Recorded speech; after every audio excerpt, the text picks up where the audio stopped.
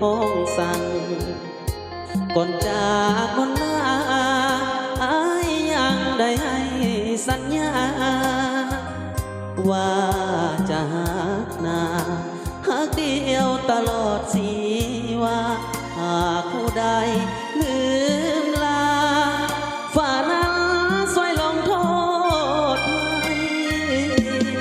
อย่าลืม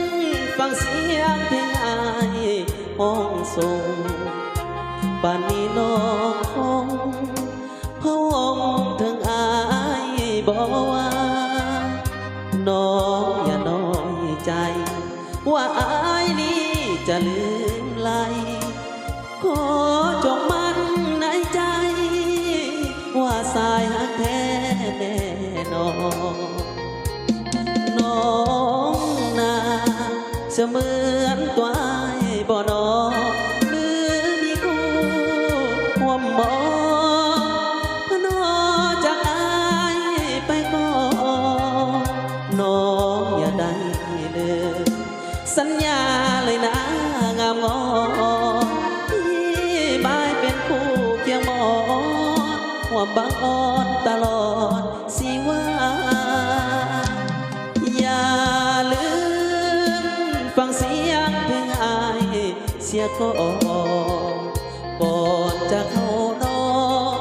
ห้องวอนมากอมนิทานน้องจงได้น้องฝันดีเถิดนะแก้วตาขอน้องอย่าลืมลาสัญญาเอาเดินหน้า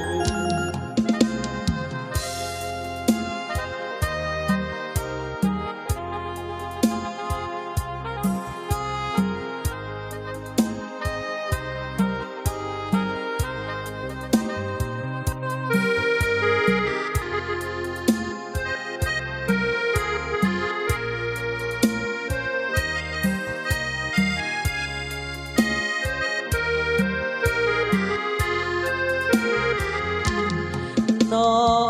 งนาจะเหมือนตัวอายบ่นอหรือมีคู่ห่วมหมอพนอจากอายไปก่อนน้องอย่าได้ลืมสัญญาเลยนะงามงอนพี่บายเป็นคู่เคียงหมอนห่วมบังอ่อนตลอดสิว่าอย่าลืมฟังเสียงเพลงอายเสียก่อนจะเข้านอนห้องวอนมากอมนิทานน้องจงได้น้องฝันดีเถิดนะแก้วตาขอน้องอย่าลืมลา